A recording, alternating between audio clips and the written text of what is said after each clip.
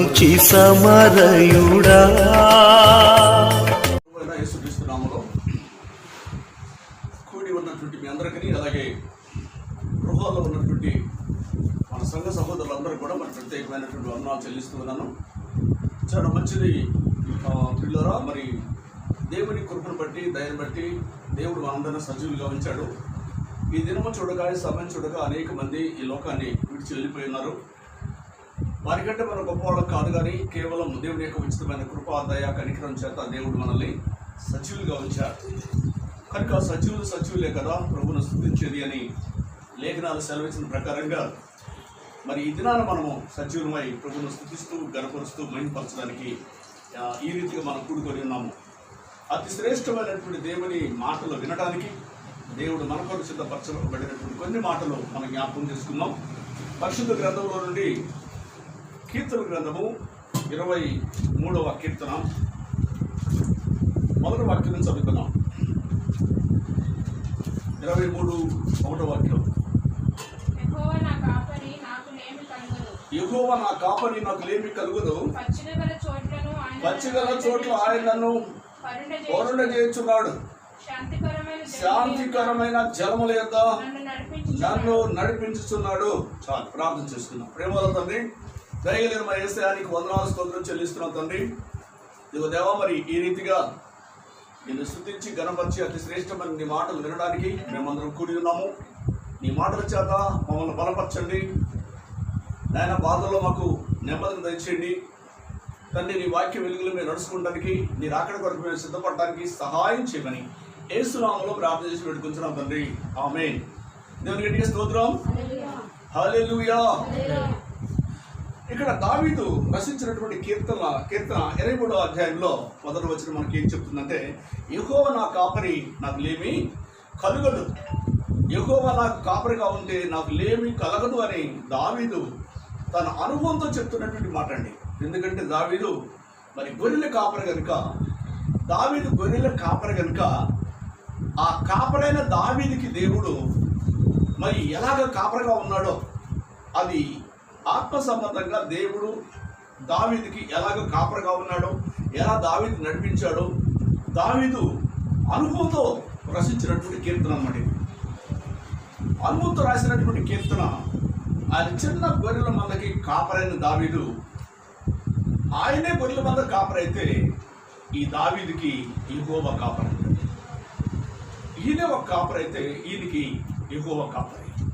ఈయనే ఇశ్రాయేలు దేశానికి రాజు అయితే, రాజైన దావీదు ఇశ్రాయేలు దేశంలో ఉన్న వాళ్ళందరూ కూడా ఈ రాజుగారు అయినటువంటి దావీదు కాపరిగా ఉంటే, దేవుడేమో ఈయనకి దేశానికి కాపరిగా ఉన్నాడని, యెహోవా నాకు కాపరి, ఆయన నాకు కాపరిగా ఉంటే నాకు ఏలేమి కలగదు అని దేవుని ఇంటికి స్తోత్రం చేద్దాం. హల్లెలూయా.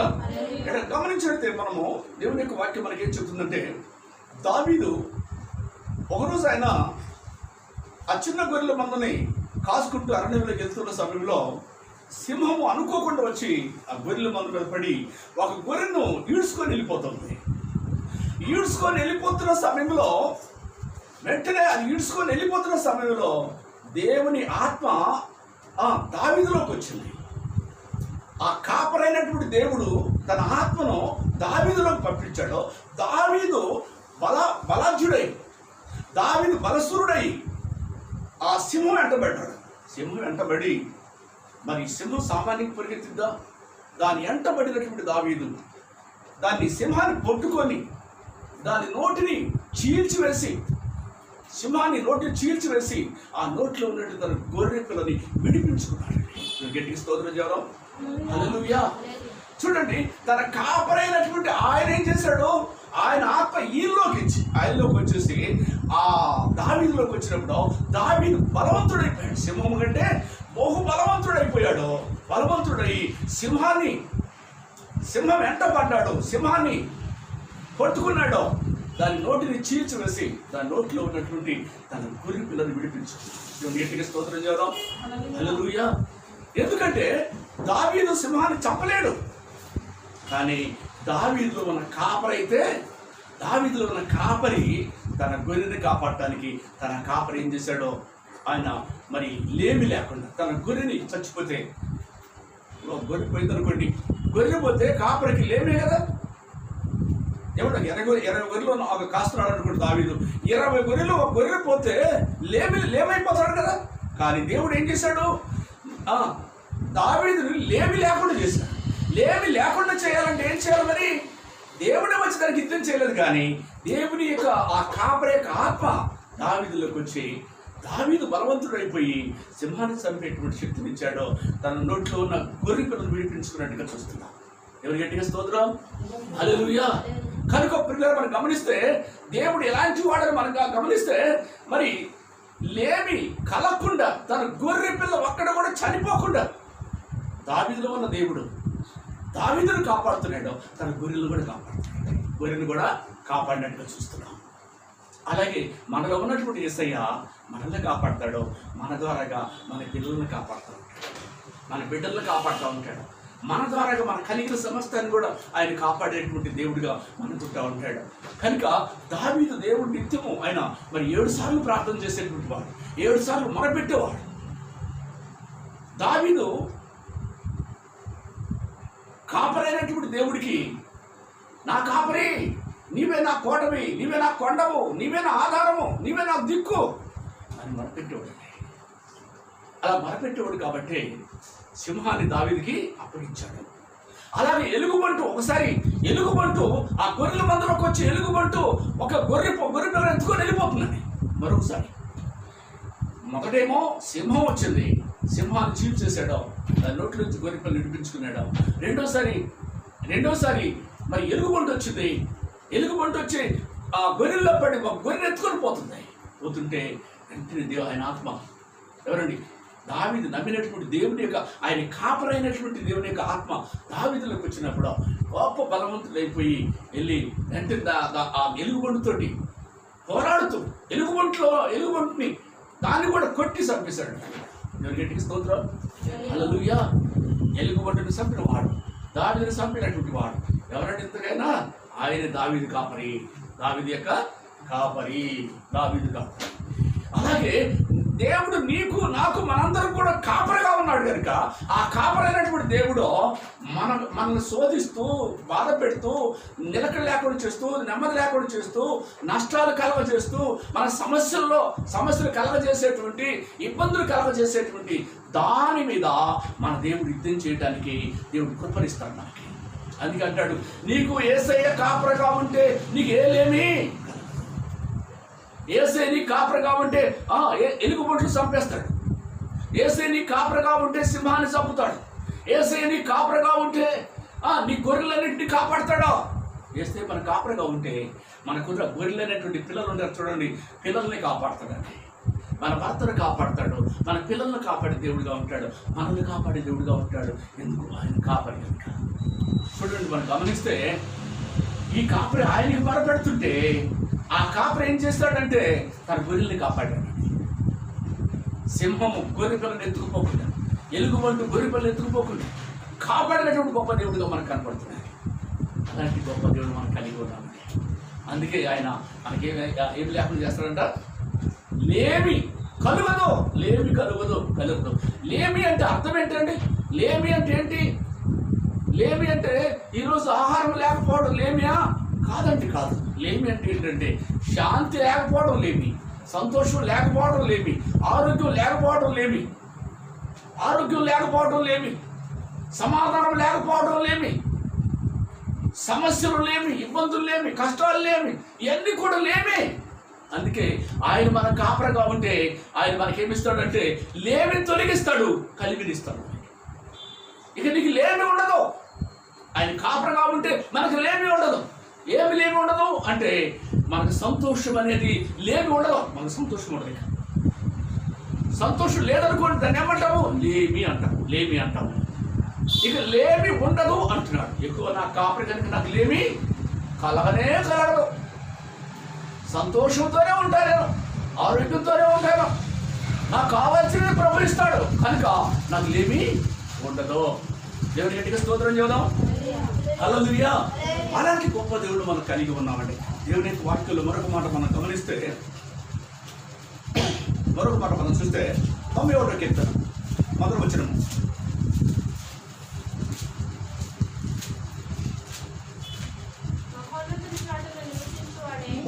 మహోన్నతుని చాటు నివసించువాడే సర్వశక్తిని నీడన విశ్రమించువాడు.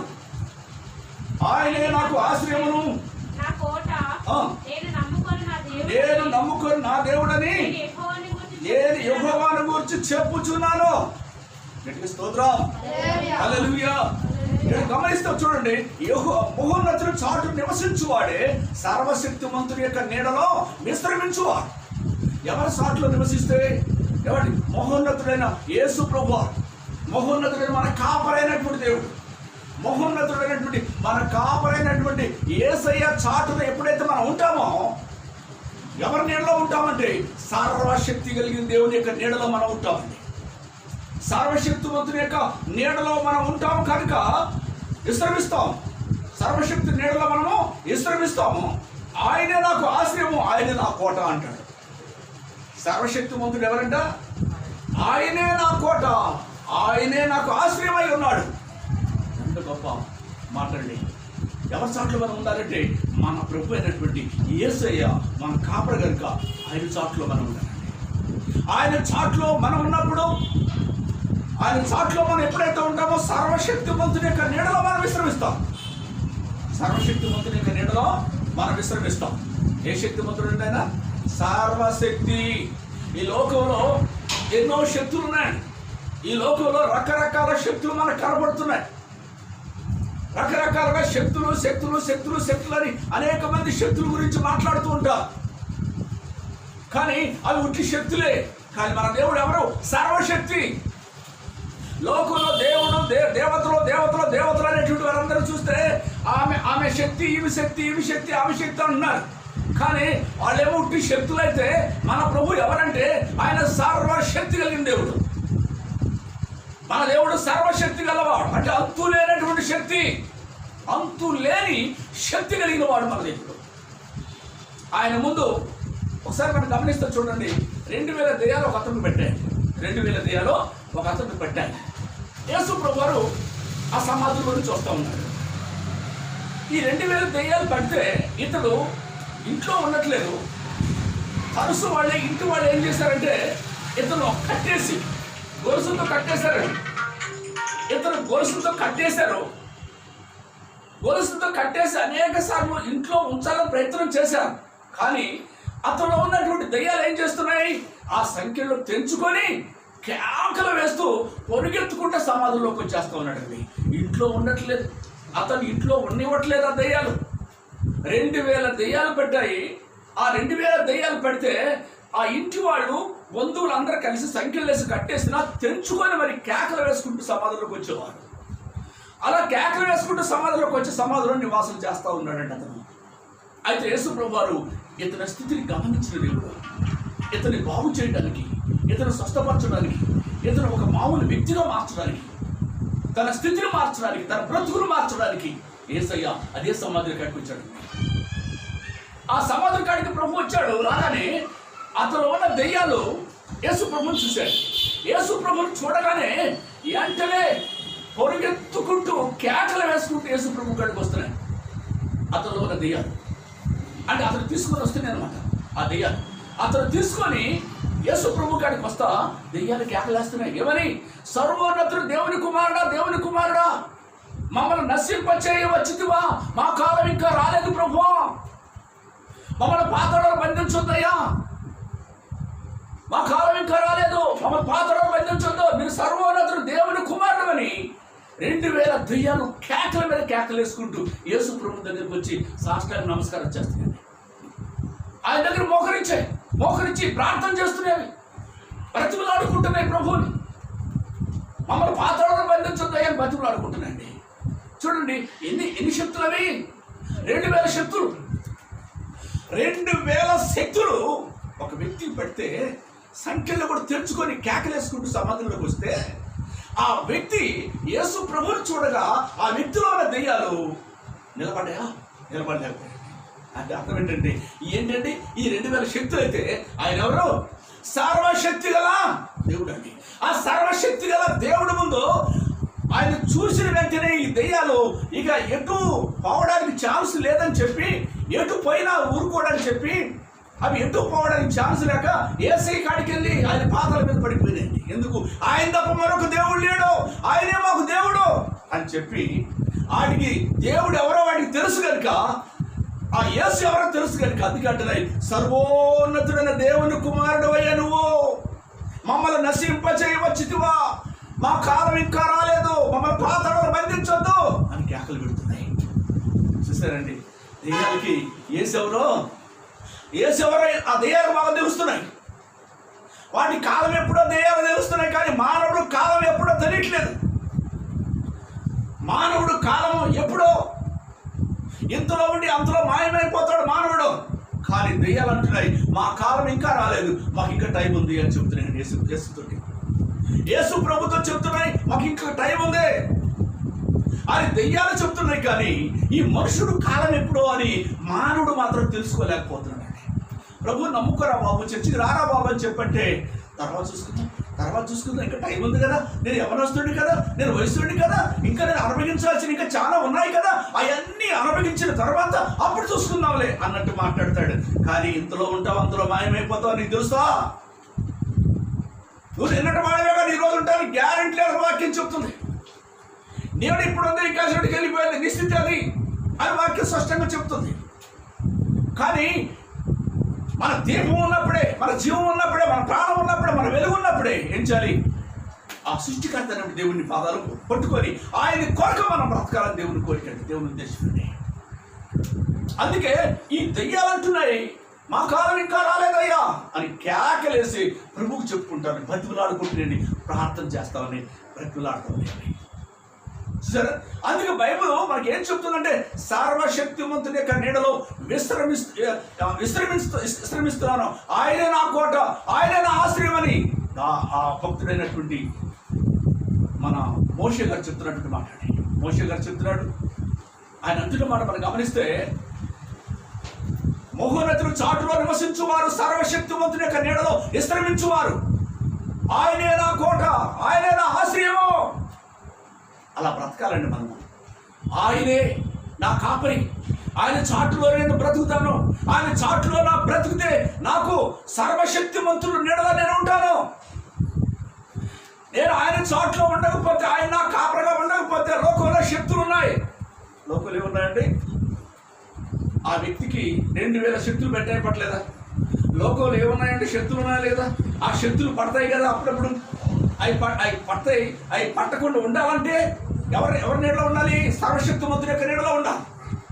అవి పట్టకుండా ఉండాలంటే యేసయ్య మన కాపరిగా ఉండాలి. ఇతనికి యేసయ్య కాపరిగా లేడు కాబట్టి 2000 శక్తులు అతనికి పట్టాయి. ఆ 2000 శక్తులు వదిలించడానికి ఆ దగ్గర నుంచి యేసయ్య సమాధుల కాడికి వచ్చాడు.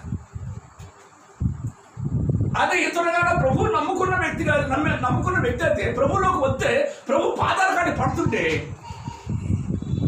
ఆయన నీడలో ఉంటాడు కాబట్టి, ఆయన కాపరగా ఉంటాడు కనుక ఆ 2000 శక్తులు అతను పట్టే కానీ కాదండి. ఈ దినాలు మన అనేక మంది ప్రభు నమ్ముకున్నటువంటి వాళ్ళలో మంత్రాలు చేసేటువంటి వాళ్ళు, మంత్రాలు చేస్తారయ్యా అంటున్నారు, మంత్రాలు చూసి భయపడుతున్నారు, దెయ్యాలు చూసి భయపడుతున్నారు. కారణం ఏంటి అని అంటే, యేసయ్యని వాళ్ళు కాపరగా పెట్టుకోలేదంటాడు. యేసయ్యని కాపరగా పెట్టుకోలేదు. యేసుకి చాటులో జీవించాలని కోరుకోవట్లేదు. ఎవరి చాట్లో ఉండాలండి మనం? యేసయ్య చాట్లో ఉండాలన్నా, మనసు చాట్లో ఉండాలన్నా? యేసయ్య చాట్లో ఉండాలా, డబ్బు చాట్లో ఉండాలన్నా? యేసయ్య చాట్లో ఉండాలన్నా, లేక లోకం అనేటువంటి సుఖభోగాల చాట్లో మనం బ్రతకాలన్నా? ఎవరి చాట్లో ఉండాలి? ఎవరు మన రక్షించువాడు అంటే 2000 దయ్యాలు పట్టినటువంటి వ్యక్తి ఎక్కడ జీవిస్తున్నాడంటే సమాధిలో జీవిస్తున్న వ్యక్తిగా ఉన్నాడు. దేవుడు ఎంత కనికరించగలడు, ఎంత దయగలవాడండి, ఎంత కృప కలిగిన దేవుడు అండి. కృపనివ్వడానికి, దయ చూపించడానికి ఆ దయ నుంచి సమాధులని ఈ దగ్గరికి వచ్చేసి అలాగనే వెంటనే అతలో ఉన్న దెయ్యాలు పరిగెత్తుకుంటా యేసు ప్రభు పాదాలను పడితే, ప్రభు అంటాడు, మీ పేరేంటి అని అడిగితే, మేము అనేక మంది కలిసి పెట్టాను కనుక సేనా అని పేరు పెట్టుకుని అంటాడు. సేనా అంటే ఇంచుమించు 2000 సైన్యము, 2000 దెయ్యాలు అతను పట్టినట్టుగా చూస్తున్నాం మనం. వెంటనే దెయ్యాలు అంటున్నాయి, అయ్యా అది అక్కడ పొందులు వేస్తున్నాయి, ఆ పొందుల్లో పోయి మేము పడతాం, ఆ పొందులో పోనట్టుగా మాకు పర్మిషన్ ఇవ్వండి, మాకు అధికారం ఇవ్వండి, పొందులోకి వెళ్ళిపోతాం, నీ పర్మిషన్ కావాలి మాకు అని అడుగుతున్నాను. అంటే ఇప్పుడు ఆ దెయ్యాలు 2000 దెయ్యాలు 2000 శక్తులు కదా, ఆ 2000 శక్తులు మరి యేసు ప్రభు పర్మిషన్ అడగాల్సిన అవసరం ఏంటంటే, అవి శక్తులే కదా, అది బలం ఉంది కదా, ఆయన అడగాల్సిన అవసరం ఏముంది, అయ్యే వెళ్ళిపోవచ్చు కదా అని ఆ 2000 శక్తులైనా ఏసీ పర్మిషన్ లేదు ఏమి చేయడానికి వీలు లేదండి. ఏసీ పర్మిషన్ లేదు ఏమీ చేయడానికి వీల్లేదు. అందుకే ఆయన పర్మిషన్ అడుగుతుంది, ఏసీ పర్మిషన్ అడుగుతున్నాయండి. కనుక పిల్లలు గమనించండి, ఏసయ్య పర్మిషన్ లేని దేవుని వాక్యం అదే చెప్తున్నాను, నా చిత్తం లేనిది ఒక్క ఎండ్రుక కింద పడదు అని చెప్తున్నాడు. నా చిత్తం లేనిది ఒక పిచ్చు కూడా కింద పడదు. ఎంత అద్భుతం అండి! దేవుని చిత్తం లేనిది ఒక ఎంట్రు కూడా కింద రాదంటాడు. ఎందుకంటే మీ ఎంట్రుకలను లెక్కించి ఉన్నాను కనుక నా చిత్తం లేదు ఒక ఎంట్రు కూడా కింద పడదు. కనుక నువ్వెందుకు భయపడుతున్నావు, నువ్వెందుకు దిగులు పడుతున్నావు? నా చిత్తం లేదు ఏ సాతాన్ని శోధించదు, నా చిత్తం లేదు ఏ సమస్యని శోధించదు. ఎందుకు అంటే నన్ను కాపరగా పెట్టుకున్నావు కనుక, నా చాటులో బ్రతుకుతున్నావు కనుక నా చిత్తం లేదు నీకేమీ జరగదు అంట. మరి చాలా మంది అనుకుంటాము, అట్లయిద్దేమో ఇట్లయిద్దేమో అట్లయిద్దేమో, వాళ్ళకి ఇది అయిందంట నాకు కూడా ఇద్దేమో, వాళ్ళకి ఇది జరిగిందంట నాకు కూడా జరిగిద్దేమో, వాళ్ళు అప్పులు పాలయ్యారంట నేను అప్పులు పాలైపోతానేమో, అయ్యో నాకు వాళ్ళకి ఇలా జరిగిందంట నాకు అంటే రకరకాల ఊహించుకునేటువంటి వారు మనం చూస్తుంటారు. ప్రభు నమ్ముకున్న తర్వాత కూడా అనేక మంది అనేక రకాలుగా ఊహించుకుంటూ ఉంటారు, ఆలోచన చేస్తూ ఉంటారు, అలా జరిగిద్దేమో ఇలా జరిగింది ఇలా అంటే దేవుడు ఏమంటాడు, ఎన్ని తలసినా ఏది అడిగినా జరిగేది ఎవరిష్టము? ఏసై ఇష్టమా? నీ ఇష్టం నా ఇష్టం జరిగిందా? ఎవరిష్టం జరగదండి, ఏసై ఇష్టమే జరిగింది. దేవునికి స్తోత్రం, హల్లెలూయా హల్లెలూయా. కనుక వెంటనే ఏసయ్య పర్మిషన్ ఇచ్చాడండి, వెళ్ళిపోమని పర్మిషన్ ఇచ్చాడు. ఇవ్వగానే ఆ 2000 దెయ్యాలు వెళ్ళిపోయి అతను వదిలిపెట్టేసేయండి. అతను వదిలిపెట్టేస్తే అతను సచ్చిన వాళ్ళకి పడిపోతే ఆ దెయ్యాలు వెళ్ళిపోయి ఆ పొందులు పడిపోయాయండి. వెంటనే ఏసయ్య వచ్చి ఆయన చేపట్టుకుని పైకి లేపాడు. లేపితే వెంటనే అతను దిక్కుని పైకి లేస్తాడు. పైకి లేచిన తర్వాత ఆయన ముట్టుకోగానే ఏమైంది, ఆ రాళ్ళతో కొట్టుకున్న గాయాలు, అంతకుముందు దెయ్యాలు ఉన్నప్పుడు రాళ్ళతో కొట్టుకున్నాడు, ఎక్కడ పెడితే అక్కడ రాళ్ళతో కొట్టుకున్నాడు, అన్ని గాయాలు అయిపోయాయి. గాయాలన్నీ మానిపోయాయండి, గాయాలన్నీ మానిపోయాయి. చక్కని మంచి బట్టలు ఇచ్చారు, శిష్యులు బట్టలు ఇస్తే బట్టలు వేసుకున్నాడు. చక్కగా నీట్గా తయారయ్యండి. ఏసై కాడికి వచ్చిన తర్వాత దెయ్యాల స్వభావం మారిపోయింది, తన జీవితం మారిపోయింది, దెయ్యాల యొక్క ఆ సమాధుల జీవితం మారిపోయింది. ఇప్పుడు ఒక పరిశుద్ధుడిలాగా పవిత్రుడిగా ఒక చక్కని ఒక యవనస్తుడిగా ఏసై దగ్గర కూర్చున్నప్పుడు అందరూ ఆ గిరిశల దేశంలో ఉన్న వాళ్ళందరూ వచ్చి చూసి ఆశ్చర్యపోయారంటాడు. ఆశ్చర్యపోయారు, అరే సమాధిలో ఉన్నాడు కదా, మన గొలుసుతో కట్టేశాం కదా, వాడు ఎలా బాగుపడ్డాడు, ఎందుకు ఈయన బాగు చేశాడంట, ఏసై అంటే ఈయన పేరు, ఈయన బాగు చేశాడంట, అని మన వల్ల కాలేదు కదా అని అందరు చేతులు ఎత్తేశారు. కానీ ఈయన బాగు చేశాడని చెప్పి అక్కడ గొప్ప సాక్ష్యం బయలుదేరింది. దేవుని గట్టిగా స్తోత్రం చేద్దాం, హల్లెలూయా. సమాధిలో ఉన్నటువంటి వ్యక్తిని ఏసయ్య ఏం చేశాడు, మంచివాడిగా మార్చాడు, పరిశుద్ధుడిగా మార్చాడు, పవిత్రుడిగా మార్చాడు. అతను ఉన్న దెయ్యాలన్నింటిలోంచి విడిపించి అతన్ని ఒక నిలకడగా ఉండే వ్యక్తిగా మార్చివేసి అతను ఒక మామూలు మనిషిని చేశాడండి. ఎంత గొప్ప దేవుడు అండి, ఎంత గొప్ప దేవుడు అండి. ఎందుకంటే ఆయన మనకు కాపరిగా ఉంటే, ఆయన ఎవరండి, సర్వశక్తి గల దేవుడు అండి. ఆయన మనకు కాపరిగా ఉంటే మనకి ఏమీ కలగదండి, మనకి లేమి కలగనివ్వడం. దేవుని గట్టిగా స్తోత్రం, హల్లెలూయా హల్లెలూయా. కనుక మనం గమనిస్తే చూడండి, 3.5 సంవత్సరాలు భూమి మీద వర్షం పట్టలేదు. 3.5 సంవత్సరాలు భూమి మీద వర్షం పడిన కాలంలో దేశమంతా కరువు వచ్చింది. తిండికి లేక బాధపడుతున్నారు. వాళ్ళ గేదెలు పశువులు లేక గొర్రెల మందలు వాటిని తింటున్నారు. దానివంతా అయిపోయింది. 3.5 సంవత్సరాలు వర్షం లేదు, పంటలు పండట్లేదు, కరువు కాలం. ఆ కాలంలో ఇశ్రాయేల్ దేశం అంతా కరువులో ఉంది. ఆ కరువు కాలంలో ఏలి అనే దైవజనుడు కూడా కరువు వచ్చింది. ఆ దేశంలోనే కరువు ఉంటే ఈయనకి ఎవరు పెడతారు? ఇప్పుడు లాక్డౌన్ ఉందనుకోండి, ఈ లాక్డౌన్లో అందరికీ ఆహారం దొరకవచ్చేమో, కొంతమందికి ఆహారం దొరకకపోవచ్చేమో, కానీ అందరికి ఆహారం లేకపోవచ్చేమో, కానీ అయితే అందరికి ఆహారం లేదు, అయినా కూడా ఏలియాకు కూడా ఆహారమో లేకుండా అయింది. ఆ సమయంలో దేవుడు అన్నాడు, దైవజనుడా నువ్వు కెరేతు వాగు దగ్గరికి వెళ్ళు, కెరేతు వాగు దగ్గరికి వెళ్ళి అక్కడ నువ్వు గృహలో నివసించు. ఆ వాగు దగ్గర నువ్వు ఉండు ద్వారాగా ఆ గృహలో నువ్వు జీవిస్తుంటే నేను కాకులు ఆజ్ఞాపిస్తాను. కాకులు ఉదయం సాయంకాలం రొట్టెను మాంసాన్ని తీసుకొచ్చి నీకు ఇస్తాయి. ఉదయం సాయంకాలం రొట్టెలు మాంసం తిని ఆ కెరేతు వాగునీళ్ళు తాగి అక్కడే ఉండని చెప్పి దేవుడు మాట్లాడాడు. చూసారండి, కరువు కాలంలో ఏలియాకి యెహోవా కాపరగా ఉండు ద్వారాగా ఏం చేశాడండి? కరువు కాలంలో దేశమంతా కరువు వచ్చింది. దేశ ప్రజలందరూ కూడా దేవునికి విరోధంగా జీవిస్తున్నప్పుడు వారందరికి ఆహారం లేదు, కానీ వాళ్ళందరూ కూడా దేశ ప్రజలు, ఇశ్రాయేలు ప్రజలందరూ కూడా యెహోవాను విడిచిపెట్టారు. విడిచిపెట్టినందువల్ల వారికి కరువు వచ్చింది. వారి గురించి పట్టించుకోవట్లేదు, కానీ దేవుడు దైవజనుడు గురించి పట్టించుకున్నాడండి. ఎందుకు అంటే దైవజనుడికి యెహోవే కాపరి కనుక, యెహోవా కొరకే దైవజనుడు బ్రతుకుతున్నాడు కనుక, అందుకే ఏం చేశాడు అంటే ఆ కరువు కాలంలో ఏలియాతో మాట్లాడాడు. ఏలియా నువ్వు కెరేతు వాగు దగ్గరికి వెళ్ళు, నేను కాకులకు ఆజ్ఞాపిస్తాను, మాంసం రొట్టెలు తీసుకొచ్చి నీకు ఇస్తాను. కెరేతు వాగు దగ్గర చక్కగా ఆహారం తిని నీళ్లు తాగి అక్కడ పడుకో అన్నాడు. ఎంత గొప్ప దేవుడు అండి! కరువు కాలంలో ఏమంటే లేమి కలగజేశాడు దైవజనుడికి. నమ్మిన వారికి లేమి కలగజేశాడా? నమ్మిన వారి అన్నడికి లేమి కలగదు. దేవుని గట్టిగా స్తోత్రం చెబుదాం. హల్లెలూయా. సింహం పిల్లలు లేమి కలిగి ఉండొచ్చేమో, కానీ నన్ను నమ్మినటువంటి వారికి లేమి కలగనివ్వడు అంటండి. సింహం పిల్లల యొక్క పిల్లలైన లేమి కలిగి ఉంటాయేమో, కానీ నన్ను నమ్మినటువంటి వారు లేమి ఉండదు, లేమి ఉండనే ఉండదు అంటండి. అడవిలో సింహం అంటే అర్థం ఏంటి చెప్పండి? అడవిలో ఉన్న సింహం రాజులు ఉంటారు. రాజు పిల్లలు యువరాజుల్లా ఉంటారండి. రాజు పిల్లలు యువరాజుల్లా ఉంటాయి. ఇది ఈ సింహం పిల్లలు. రాజు అడవికి రాజు సింహము, సింహం పిల్లలు కూడా యువరాజుల్లా ఉంటారు కదా. అందుకే దేవుడు ఏమంటాడు, రాజు యొక్క పిల్లలు యువరాజుల్లా ఉన్న వాళ్ళు కూడా వాళ్ళని లేమి కలిగి ఉంటుంది, కానీ సింహం పిల్లలు నా పిల్లలు మాత్రం లేమి కలిగి ఉండరు. ఎందుకంటే నేనే వారి కాపరి కనుక వారికి లేమిని ఉండేవను. అందుకే ఏలియా చూడండి, తను నమ్మినటువంటి వాడు కనుక, ఏలియాకి యెహోవా కాపరగా ఉన్నాడు కనుక ఆ కరువు కాలంలో కూడా ఏలియాని చూడండి ఎంత బాగా పోషించాడంటే, కాకుల ద్వారా ఆహారం పంపించి కెరేతు వాగు నీళ్లు ఎండిపోయేంత వరకు కూడా పోషించాడండి. ఆ తర్వాత కెరేతు వాగు ఎండిపోయిన తర్వాత సారెపతు గ్రామానికి వెళ్ళు, అక్కడ ఎదవరాలు ఉన్నది, ఆమెను పోషించదని చెప్పాడు. ఆ తర్వాత సారెపతు గ్రామానికి వెళ్ళినాక అక్కడ ఎదవరాలు ఉంది, ఆమె ద్వారాగా కరువు కాలం అంతా దేవుడు ఆయన్ని పోషించాడు. ఆ ఎదవరాలను కూడా పోషించాడండి. దేవుని గట్టికి స్తోత్రం చేద్దాం. హల్లెలూయా.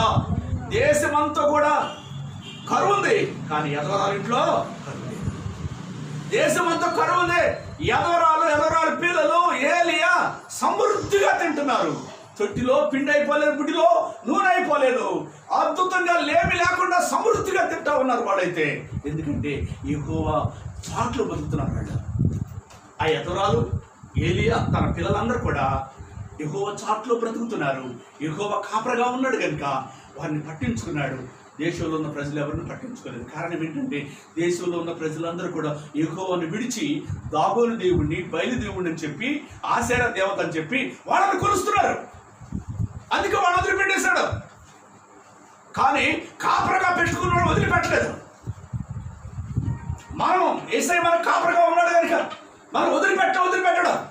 అందుకే దేవుని వాక్యం మనకు చెప్తుంది, గడాంధకార లోయల్లో నువ్వు సంచరించినను ఏ అపాయం నీకు సంభవించదు అని. యేసయ్య మన కాపరగా ఉంటే, ఆయన చాట్లో మనం బ్రతుకుతుంటే, గడాంధకార లోయల్లో మనం సంచరించినను ఏ అపాయానికి నేను భయపడను అని దావీదు చెప్తున్నాడండి. గడాంధకార లోయ అంటే అర్థం ఏంటి అంటే సమస్యలు, ఇబ్బందులు, కష్టాలు, రకరకాల ఆరోగ్యం లేకపోవడం, లేక ఇతరులు బెదిరించడం, రకరకాలుగా ఈ లోకంలో నువ్వు శ్రమల్లో, ఇబ్బందులు, కష్టాలు నువ్వు వెళ్తున్నప్పుడు ఆ గడాంధకార లోయ, ఆ శ్రమ, ఆ ఇబ్బంది, కష్టంలో దావీదు అంటాడు, నేను భయపడను. కారణం ఏంటంటే యెహోవా నా కాపరిగా ఉన్నాడు కనుక ఆయన దుడ్డుగార దండం నన్ను ఆదరించింది. దేవుడు యేసయ్య యొక్క దుడ్డుగార దండము నన్ను ఆదరించింది. నేను ఆయన గొర్రెను కనుక, ఒక్క గొర్రె తప్పిపోవడం కూడా నా దేవునికి ఇష్టం కాదు కనుక ఆయన నన్ను వదిలిపెట్టడు, ఆయన నన్ను విడవడు, ఆయన నన్ను ఎడబాయడు. ఎన్ని శ్రమల్లోనైనా ప్రభు నన్ను తప్పిస్తాడు, రక్షిస్తాడు, ప్రభు నన్ను కాపాడుతాడని చెప్పి దావీదు అనుభవంతో రాసిన కీర్తన అండి. దావీదు ఎన్నో లోయల్లోకి వెళ్ళాడండి, ఎన్నో శ్రమల్లోకి వెళ్ళాడు, ఎన్నో ఇబ్బందుల్లోకి వెళ్ళాడు. ఎన్ని ఇబ్బందుల్లోకి వెళ్ళినా, ఎన్ని శ్రమల్లోకి వెళ్ళినా, ఎన్ని కష్టాల్లోకి వెళ్ళినా కానీ వాటన్నిటిలో నుంచి దావీదు విడిపించి దేశానికి రాజుగా చేశాడండి. ఇశ్రాయేలు దేశానికి రాజుగా నియమించాడు దేవుడు. దేవుని గట్టిగా స్తోత్రం, హల్లెలూయా. ఎంతో గొప్ప దేవుడు అండి. అందుకే దావీదు చక్కని కీర్తన రాశాడండి. ఆయన 23వ కీర్తన ఆయన రాసిందండి. ఎంత చక్కటి కీర్తన అంటే, యెహోవా నా కాపరి, నాకు లేమి కలగదు, పచ్చిగల చోట్ల ఆయన నన్ను పరుడ చేస్తాడు, శాంతికరమైన జలముల దగ్గర ఆయన నడిపిస్తాడు. యాడికి నడిపిస్తాడు? ఆయన శాంతికరమైన జలముల దగ్గర నన్ను నడిపిస్తాడు. ఆయన ఇచ్చే జలములు ఎలా ఉంటాయి, నీళ్ళు ఎలా ఉంటాయి? శాంతికరమైన జలములు. అందుకేనండి ఈ దినాల్లో మనం చూస్తే లోకమంతా కూడా శాంతి లేదు, సంతోషం లేదు, సమాధానం లేదు, నెమ్మది లేదు. డబ్బున్నా, ఎండున్నా, బంగారాలున్నా, లేక భార్య ఉన్నా, ఏమంటే అన్నీ ఉన్నా కూడా మానవుడికి తృప్తి లేదు, సంతోషం లేదు, నెమ్మది లేదు, శాంతి లేదండి. మానవుడికి శాంతి లేదు. శాంతి లేకనే ఏం చేస్తున్నాడు అంటే ప్రతి దాన్ని చూస్తూ ఉన్నాడు. శాంతి కోసం సిగరెట్లు తాగుతున్నాడు, శాంతి కోసం గుటకాలు తింటున్నాడు, శాంతి కోసం రకరకాల సినిమాలు చూస్తున్నాడు, శాంతి కొరకు రకరకాలైనటువంటి కోరికలు తీర్చుకుంటానికి ప్రయత్నం చేస్తున్నాడు. కానీ ఏ దానిలో కూడా అతనికి శాంతి దొరకనే మళ్ళీ ఇంకొక శాంతి కోసం పోతున్నాడు. అంటే అంతులేని శాంతి. అంటే లోకంలో ఉన్నవాడికి, అంటే యేసయ్య కాపరిగా లేని వాడికి అతనికి శాంతి లేదు కనుక ఇవన్నీ అనుభవిస్తూనే ఉన్నాడు, కానీ శాంతి దొరకట్లేదు. ఇంకా శాంతి దొరికిందేమో ఎదుగుతున్నాడు, కానీ అసలైన శాంతి కాడికి రావట్లేదండి. అసలైనటువంటి యేసయ్య సాటుకు రావట్లేదు, యేసయ్యని కాపరిగా పెట్టుకోవట్లేదు కనుక అందుకే అతనికి ఏమి లేముందంటే శాంతి అనేది లేమి. ఈ శాంతి ఎక్కడ దొరికింది? సినిమా హాల్లో దొరికిద్దా? ఈ శాంతి ఎక్కడ దొరికింది? ఏమండి, ఈ శాంతి ఎక్కడ దొరికింది అంటే ఈ శాంతి చెన్నీళ్ళు పెట్టుకుంటూ దొరికిందా? చెన్నీళ్ళు పెట్టుకుంటే దొరకదు, పెద్దలు పెట్టుకుంటే పెద్దింటికాడ దొరకదు, ఎక్కడ దొరకదు శాంతి. డబ్బులో దొరకదు శాంతి. ఈ లోకంలో ఉన్నటువంటి ఏది నీకు ఉన్నా కూడా అది నీకు శాంతి ఇవ్వదు. ₹1 సంపాదించిన శాంతి ఉండదా అంటే, 1 కోటి సంపాదించినాక ఇంకో 1 కోటి కావాలంటాడు. ఏమంటాడండి? శాంతి నాకు చాలయ్యా, ఈ ₹1 చాలు అంటాడా? ఆడండి. ఈ మానవుడికి శాంతి ఎక్కడ లేదు, తృప్తి ఎక్కడ లేదు, సంతోషం ఎక్కడ లేదు. ఏడ సంతోషం అంటే, ఏడ తృప్తి అంటే, ఏడ నెమ్మది దొరికిందంటే యేసయ్య దగ్గరే నెమ్మది దొరికింది. కానీ ఎక్కడ నెమ్మది దొరకదండి, ఎక్కడ శాంతి దొరకదండి, ఎక్కడ సమాధానం దొరకదండి, ఎక్కడ రక్షణ ఆనందం కావాలంటే యేసయ్య దగ్గరే రక్షణ ఆనందం దొరికింది. కానీ ఎవరి దగ్గర రక్షణ ఆనందం దొరకదు. దేవుని గట్టిగా స్తోత్రం, హల్లెలూయా. కనుక అందుకే అక్కడ అంటాడు, శాంతికరమైన జలముల దగ్గరకు నన్ను నడిపిస్తాడు. దావీదు అండి. ఆ శాంతికరమైన జలములు అంటే అర్థం ఏంటంటే పరిశుద్ధ గ్రంథం, వాక్యం అనే జలం అండి. వాక్యం అనే జలము, పరిశుద్ధాత్మ అనేటువంటి జలము.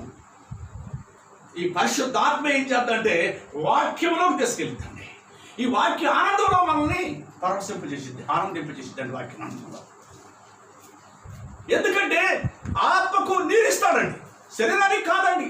ఈ నీరు, ఈ తృప్తి, ఈ సంతోషము, సమాధానము లోకమంతా కూడా శరీరానికి సమాధానం చూసుకుంటున్నారు, కానీ ఆత్మకి సమాధానం లేదు, ఆత్మకు నీరు లేదు, ఆత్మకు జీవజలం లేదు. ఆ జీవజల ఊట ఎవరంటే మన ప్రభువు యేసుక్రీస్తు వారి జీవజల ఊట ఉన్నాడండి. సమరయ స్త్రీ బావికాడికి వచ్చింది. మధ్యాహ్న కాల సమయంలో నీళ్లు చేదుకోవడానికి వచ్చినప్పుడు యేసు ప్రభు కూడా అక్కడే ఉన్నాడు. ప్రభు అంటాడు, అమ్మా నాకు దాహం వేస్తుంది, కొంచెం నీళ్ళు ఇస్తావా అని అడిగాడు. మా నీళ్ళు మీరు తాగరు కదా అని ఆమె అంటే ప్రభు అన్నాడు, నేనెవరో నీకు తెలిస్తే నేనెవరో తెలిస్తే నీవు నన్నే నీళ్ళు అడుగుతావు అన్నాడు. నేను ఇచ్చే నీళ్లు తాగితే నీకు మరలా దప్పిగానే కాదు, మరలా దప్పిగానే కాదు అన్నాడు. ఇంతకు ఆమె ఏ దప్పికతో ఉంది? ఇంతకు ఏ దప్పికతో ఉందామె? ఈ బావి నీళ్ళు దప్పికతో లేదామె. ఆమె దప్పిక వేరుగా ఉంది.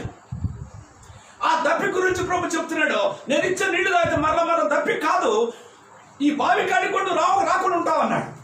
అనగానే వెంటనే ఉంది, అయ్యా ఆ సమరి గ్రామం నుంచి ఇంత దూరం నేను బావి కాడికి వస్తున్నాను, యాకోబు బావి కాడికి వస్తున్నాను కనుక ఇంత దూరం రాకుండా ఉన్నట్లుగా ఆ నీళ్ళు నాకు ఇయ్యా, ఇస్తే ఇక మళ్ళీ రాకుండా ఉంటాను, ఈ బావి కాడికి రాకుండా ఉంటాను, నువ్వు ఇచ్చే నీళ్ళు నాకు ఇవ్వు అన్నాడు.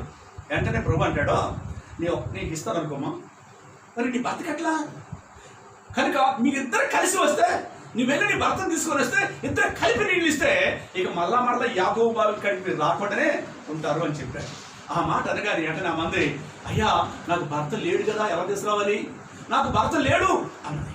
అన్న వెంటనే ప్రభు అంటాడు, నిజమే చెప్పావు, నీకు భర్త లేడు, కానీ 5 భర్తలు ఉన్నారు నీకు, 5 కాకుండా మరొక భర్త కూడా ఉన్నాడు, కనుక 5 ఉన్నా కానీ నీకు తృప్తి లేదు, 5 ఉన్నా తృప్తి లేదు, మరలా ప్రజెంట్గా ఇంకొకడు ఉన్నాడు, 6వాడు, వాడులో నీకు తృప్తి లేదు. అందుకే యాకోబు బావి నీళ్ళు తాగితే ఏమైంది అంటే ఇదిగో తృప్తి లేని జీవితం జీవిస్తావు. యాకోబు బావి అంటే అర్థం ఏంటి? మోసకరమైన నీళ్ళు. అయి లోకంలో ఉన్న నీళ్ళు ఎలాంటి మోసకరమైనవి. ఆ నీళ్లు తాగితే ఇదిగో నీ పరిస్థితి ఇలా ఉంటుంది, నేను ఇచ్చే నీళ్లు తాగితే నీకు దప్పికానే కాదు అని చెప్పినప్పుడు, ఆ నీళ్ళు నాకు ఇయ్యే అన్నప్పుడు వెంటనే ప్రభు చెప్పాడు, నీ భర్తను తీసుకురామంటే ఆమె భర్త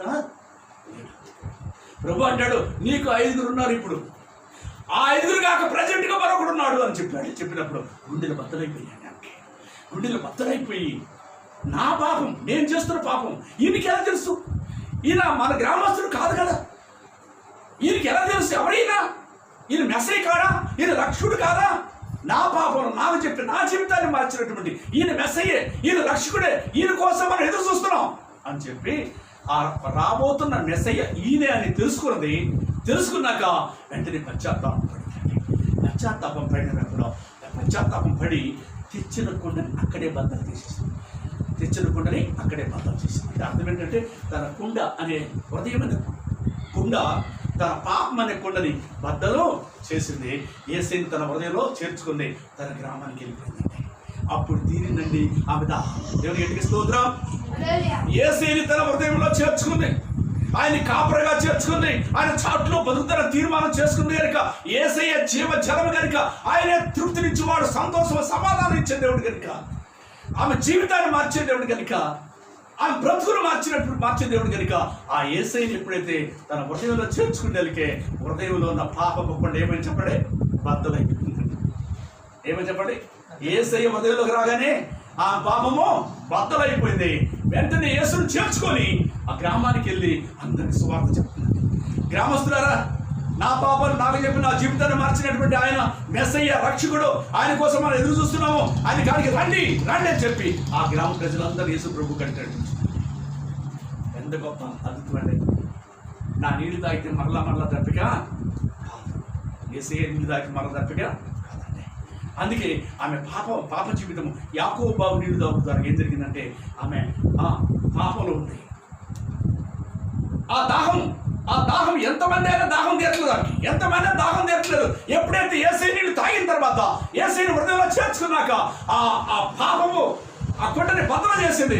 6 బద్దలు చేసిందండి. 6 బద్దలు చేసి ఇక నుంచి ప్రభు కొరకు బ్రతుకుతాను, ఇక నాకు ఎవరు వద్దు, నాకు యేసయ్య ఉంటే నాకు చాలు, ఆయన నా ప్రియుడు, ఆయన నా భర్త, ఆయన నా దేవుడు, ఆయన నా రక్షకుడు అని చెప్పి, ఆయన నా కాపరి అని చెప్పి ఆయన కాపరగా పెట్టుకొని తృప్తిగా సంతోషంతో తిరిగి తన గ్రామానికి వెళ్ళిపోయింది. ఎంత సంతోషపడడానికి, ఎంత ఆనందం ఇచ్చాడండి, ఎంత సంతోషం ఇచ్చాడండి. గత కాలంలో ఎంతమంది దగ్గర తిరిగినా చేసినా కానీ తృప్తి లేదు, సంతోషం లేదు, సమాధానం లేదు. కానీ యేసయ్యను చేర్చుకున్నాక ఆమెకు సమాధానం వచ్చింది, యేసయ్యను చేర్చుకున్నాక సంతోషం వచ్చింది, తన జీవితం మారింది, తన బ్రతుకు మారింది, లోకంలో గొప్ప సాక్షిగా జీవించుతాడు. ఎంత అద్భుతమండి. మన దేవుడు ఏం చేస్తాడు చెప్పండి? మన కాపరి ఏం చేస్తాడు? గొర్రెల్ని పరిశుద్ధపరుస్తాడు. మేకల్ని ఏం చేస్తాడు? గొర్రెలుగా మారుస్తాడండి. పాడు జీవితాలను ఏం చేస్తాడు? పవిత్రపరుస్తాడు. నీతివంతులుగా మార్చలేదు. అలాంటి గొప్ప దేవుడు మనకు కలిగి ఉన్నాం కనుక ఆయన మన కాపరగా ఉంటే మనకి ఏదేమీ కలగదు. గడంధకారంలో ఇల్లు సంచరించినను ఏ అపాయానికి భయా పడమండి. ఎందుకంటే మన కాపరి ఉన్నాడు కనుక మన పక్షాన్ని యుద్ధం చేస్తాడు, మన పక్షాన్ని ఏడ్చిమాడతాడు. ఆయన ఏడ్చిమాడి యుద్ధం చేసి మనకు విజయాన్ని ఇస్తాడు, జయాన్ని ఇచ్చే దేవుడు ఉన్నాడు కనుక అందుకే మన కాపరిగా పెట్టుకుంటే మనకు ఎంత మాత్రం దిగులు ఉండండి, చింత ఉండదండి. కనుక ఆయన్ని ప్రతి విషయంలో కూడా మొట్టమొదటిగా ప్రభా నువ్వే దీన్ని కాపరిగా ఉండండి, నా బిడ్డకి నువ్వే కాపరివి, నా భర్తకు నువ్వే కాపరి ప్రభా, నా పిల్లవాడికి నువ్వే కాపరయ్యా, అయ్యా నువ్వే కాపరివి, నా పిల్లవాడు ఒక గొర్రె అయ్యా, ఈ గొర్రెకి నువ్వే కాపరివి, నా భర్త ఒక గొర్రె ప్రభా నువ్వే కాపరి అని చెప్పి నేను గొర్రెనయ్యా, నాకు నువ్వు కాపరిగా ఉండాలి, కాపరిగా ఉండాలయ్యా. తోడేళ్ళు లోకంలో ఎన్నో తోడేళ్ళు ఉన్నాయ్యా.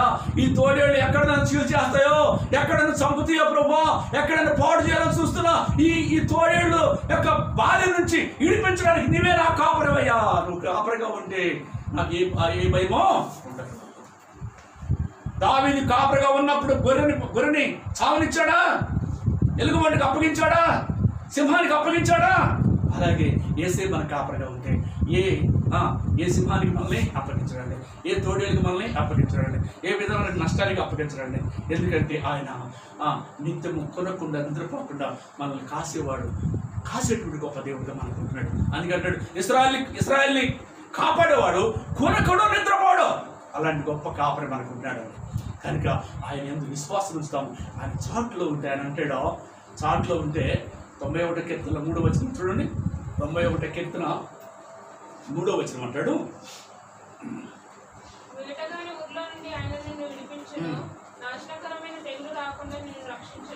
వేటగాడి యొక్క ఊరిలో నుంచి విడిపిస్తాడు, నాశనకరమైన తెగులు రాకుండా నిన్ను రక్షిస్తాడు. ఎక్కడి నుంచి విడిపిస్తాడంట? ఈ లోకంలో ఉన్నటువంటి ఈ లోకంలో ఉన్నటువంటి వేటగాడి యొక్క ఊరిలో నుంచి విడిపిస్తాడు. వేటగాడు ఏం చేస్తున్నాడు? ప్రతి వాళ్ళకి వేటగాడు వలలేస్తాడు, గాలం వేస్తూ ఉంటాడు. వేటగాడు ఏం చేస్తాడు? కుందేళ్ళు పట్టడానికి, జింకలు పట్టడానికి, ఏమంటే తోడేళ్ళు పట్టడానికి, రకరకాల జంతువులు పట్టడానికి వల వేస్తాడు. అలాగే గాలాలు కూడా వేస్తాడు. గాలాలు వేసి చేపలు పడతా ఉంటాడు. చేపలు అయితే మనం గాలాలు వేస్తూ ఉంటాడు. కనుక ఒంటరిగా ఉన్నప్పుడు పట్టాలని చూస్తాడు, గుంపులుగా ఉన్నప్పుడు కూడా పట్టాలని చూస్తాడు. కనుక ఆ వేటగాడైన ఆ సాతాను చేతుల నుంచి ప్రభు మనల్ని విడిపిస్తాడంటాడు. దేవుడికి గట్టిగా స్తోత్రం చెబుదాం. హల్లెలూయా. ఆయన కాపరగా మనకుంటే వేటగాడి యొక్క ఊరిలో నుంచి ఆయన విడిపిస్తాడో ఏ తెగులు రాకుండా ప్రభు నిన్ను కాపాడతాడంటాడు. తన రెక్కలతో నిన్ను కప్పుతాడు. ఆయన రెక్కల కింద నీకు ఆరోగ్యము కలదు. యేసే రెక్కల కింద నీకు ఆరోగ్యం ఉంది. రెక్కలతో ప్రభు నిన్ను కప్పుతాడు. అంత గొప్ప దేవుడు మనకి. రెక్కలతో మనల్ని కప్పుతాడు. వేటగాడి యొక్క ఊరిలో నుంచి ప్రభు మనల్ని విడిపించి ఆయన రెక్కలతో కప్పుతాడు. కోడి తన పిల్లల్ని తన రెక్కల్లో కప్పి గద్ద చేతిలో నుంచి తన పిల్లల్ని ఎలా కాపాడిందో అలా యేసే కూడా మన రెక్కల్లో కప్పి ఆయన ఆ గద్ద చేతిలో నుంచి కోడి పెట్ట తన పిల్లల్ని కాపాడినట్టుగా ప్రభు కూడా మనల్ని కప్పుతానంటున్నాడు, కాపాడుతాడని ప్రభు చెబుతున్నాడు. అలాంటి గొప్ప దేవుడు మనకి. కనుక మనము ఈ లోకంలో ఉన్నంత వరకు ఎవరి కోసం జీవించాలి చెప్పండి?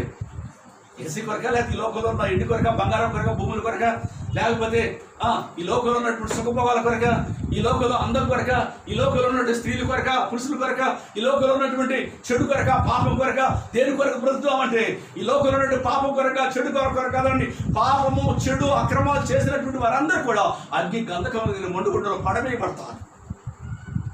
పాపం చేసిన వాడికి సాతాను కాపరగా ఉంటాడు, నీతిమంతుడికి యేసు కాపరగా ఉంటాడండి. ప్రభువును ఆశ్రయించేవాడు తన పాపాలు ఒప్పుకొని యేసు రక్తం కడగబడి నీతిమంతుడిగా మారినటువంటి వారికి యేసే కాపరగా ఉంటాడు. పాపాన్ని విడిచిపెట్టకుండా పాపంలో నుండి పాపంలో జీవిస్తూ ఉంటే అతని కొరకు సాతానుడు కాపరగా ఉంటాడు. సాతాను కూడా రెక్కల్లో కప్పుతూ ఉంటాడు. మంచిది తాగరా, మంచిది తినరా, కాకాట ఆడరా, రకరకాలుగా నీ జీవితాన్ని పాడు చేసుకోవాలని వాడు పాడు చేస్తూనే ఉంటాడు. చివరికి పాడు చేసి వాడిని తీసుకెళ్ళి అగ్ని ముందులో పడేస్తాడు.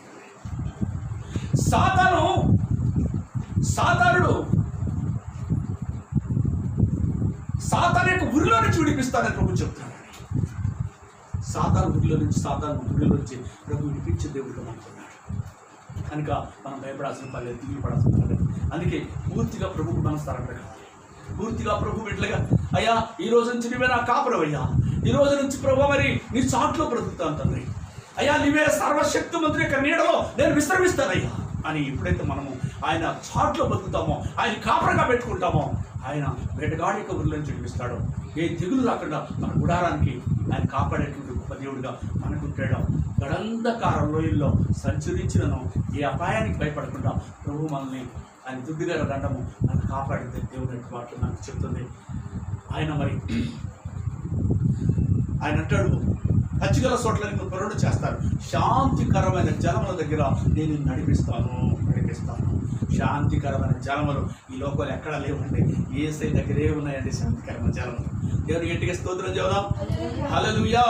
ఈ లోకంలో గోదావరి నది అనుకోండి, లేకపోతే ఈ లోకంలో నదులన్నీ తిరిగి నదుల్లో ఎన్నిసార్లు మునిగినా, నదుల్లో నీళ్లు ఎన్నిసార్లు తాగినా కానీ ఆ నీళ్లు నీ జీవితాన్ని మార్చదు, నీ బ్రతుకును మార్చదు, నీ పాపంలో చిడిపించదు, నీ అక్రమంలో చిడిపించదు, నీ పాడు జీవితంలో చిడిపించదు. కానీ యేసయ్య జీవజలము, యేసయ్య ఇచ్చేటువంటి జీవజలము, అదుగు ఆ సమరయ స్త్రీ జీవితాన్ని మార్చినటువంటి దేవుడు మన జీవితాలను కూడా అలాగనే మార్చాడండి. నా జీవితం కూడా అలా మార్చాడు, మన జీవితాలను కూడా ప్రభు మార్చాడు. ఈ లోకంలో ఉన్నటువంటి ప్రభు నమ్ముకున్న అనేక మంది భయంకరమైనటువంటి పాప జీవితంలో ఉన్నటువంటి యేసయ్య వారి హృదయంలోకి వచ్చినప్పుడు వాళ్ళ హృదయంలో ఉన్న కొండని బద్దలు చేశాడు, వాళ్ళ పాపాలు ఒప్పుకొని విడిచిపెట్టేసేసి వాళ్ళ ప్రభు కొరకు నువ్వే కాపాడు ప్రభా, నీవే మాకు దిక్కు ప్రభా, నీ చాట్లు పొందుతామని చెప్పి వాళ్ళు తీర్మానం చేసుకున్నటువంటి వారుగా ఉంటున్నారు. కనుక పిల్లల బ్రతుకుట క్రీస్తే చనిపోయిన ప్రభు కొరకని తీర్మానం కలిగి యేసయ్య సాట్లో మనం ఉండి ఈ లోకంలో మనము వేటగాడి యొక్క ఊళ్ళ నుంచి మనం విడిపించబడాలని దేవుని కోరిక. మరి గడాంధకార లోయలో సంచరించినామని ఆయన దుర్గధనంతో మనం ఆదరించబడతాము, మనం భయపడాల్సిన పని ఎంత మాత్రం లేదండి. ఈ లోకల కన్ను వస్తే పరలోకల కన్ను తీరుస్తాము. అలాంటి గొప్ప నిరీక్షణ ప్రభు మనకి ఇచ్చాడు. అందుకే ఆయన కాపరగా పెట్టుకుందాము, మనం గొర్రెలుగా ఉందాము. దేవుడి మాటలు దీవించుగాక ప్రార్థన చేసుకుందాం. ప్రేమల తండ్రి, దయగల వయసు అని కొందనాలు ఇప్పుడు వరకు అనేక విషయాలు మాతో మాట్లాడేందుకు స్తోత్రాలు వందనాలు చెల్లిస్తున్నాం తండ్రి. దేవా, మరి యెహోవా నా కాపరి, నాకు లేమి కలగదు, పచ్చిగల చోట్ల నన్ను పరుండ చేయిస్తున్నావు, శాంతికరమైన జలము దగ్గర నడిపించున్నామని మీ లేఖనాలు సెలవిస్తున్నాయి తండ్రి. వందనాలు.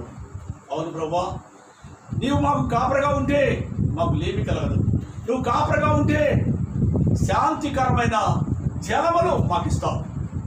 ఈ లోకంలో ఎక్కడా శాంతి లేని ప్రజలమైనటువంటి ప్రతి వారికి కూడా ప్రభా, మేము శాంతి లేక మేము జీవిస్తుంటే నీవు మాలోకి వచ్చినప్పుడు, మేము నిన్ను నమ్మినప్పుడు, నువ్వు కాపరగా మేము పెట్టుకున్నప్పుడు, నీ సాట్లో మేము బ్రతుకుతున్నప్పుడు, అయ్యా మీ జీవజల నదిని నాయన మీ శాంతికరమైన జలములు మాకిచ్చి ఈ లోకంలో ఎన్ని కోట్లు పెట్టినా దొరకని శాంతికరమైన ఆనందాన్ని, ఆ సంతోషాన్ని మాకిచ్చి మీ రక్షణ ఆనందాన్ని, పరలోక సంతోషాన్ని మాకిచ్చి మమ్మల్ని బ్రతికిస్తున్నందుకు వందనాలు ప్రభువా. మా కుటుంబాన్ని మీ చేతుల్లో పెడుతున్నాం తండ్రి, మా పిల్లలు మీ చేతుల్లో పెడుతున్నాం. వారందరూ కూడా తండ్రి రెక్కల్లో భద్రపరచండి, దుడ్డుగారితో కాయండి నాయన. మేమందరం మీ గొర్రెలం ప్రభా, మీ చాట్లో బతుకుతున్నాం తండ్రి. ఆ ప్రభా, మీరు ఇచ్చిన పరిచర్య అంతా కూడా, మీరు ఇచ్చినటువంటి గొర్రెలు వారందరూ కూడా మీ చేతుల్లో పెడుతున్నారు. దినాంతాన్ని లాక్డౌన్ ద్వారా అనేక మంది ఇళ్ళలో ఉన్నారు బిడ్డలు, వారందరూ కూడా జ్ఞాపకం చేసుకొని వారికి మీరు కాపరగా ఉండడు తండ్రి. ప్రతి సమయంలో వేటగాడి యొక్క ఊర్లో నుంచి వారిని విడిపించండి. ప్రతి సమయంలో కొనుక్కుండా నిద్రపోకుండా నీ బిడ్డలను కాపాడండి. గడాంధకార లోయల్లో నుంచి నీ దుడ్డిగారి దండంతో నీ బిడ్డలను ఆదరించండి, బలపరచండి. మీరు మైపోతున్నారు, మమ్మల్ని అందరూ మీ చేతుల్లో పెట్టుకుంటాం తండ్రి. ఈ కరోనా వైరస్ మా రాష్ట్రంలో నుంచి విడిపించండి, మా దేశంలో నుంచి విడిపించండి త్వరగా నాయన. ఈ కరోనా వైరస్ లో విడిపించి ప్రజలందరూ క్షేమంగా నెమ్మదిగా ఉండినట్లుగా సహాయం చేయండి. కరోనా వైరస్ వచ్చిన వారందరూ కూడా స్వస్థపరచండి, బాగు చేయండి, రక్షించుకుంటుంది. అన్ని దేశాల్లో ఉన్న కరోనా వైరస్ లో నుంచి విడిపించి అన్ని దేశాలు క్షేమాన్ని దయచేయండి, విడుదల దయచేయండి, రక్షణ దయచేయండి. మీరు మహిమ పొందమని మమ్మల్ని అందరూ మీ చేతుల్లో పెట్టుకుంటూ యేసునామములో ప్రార్థన చేసి పెట్టుకుంటున్నాం తండ్రి. ఆమేన్. మన తండ్రి అయిన దేవుని యొక్క ప్రేమయు కుమారుడు కృపయు పరిశుద్ధాత్మ యొక్క అన్యోన్య సహవాసము ఇప్పుడు ఎల్లప్పుడు సదాకాల సకల పరిశుద్ధులు కూడిన మనందరికీ దేవుని ఆత్మ నిత్యము తోడయుండి బలపరిచి ఆదరించి ప్రభు రాకడ కొరకు బుద్ధిగల్ల కన్నికలవని సిద్ధపరచునుగాక. ఆమేన్. ఆమేన్. ప్రభునామములందరికీ వందనాలు. Praise lord.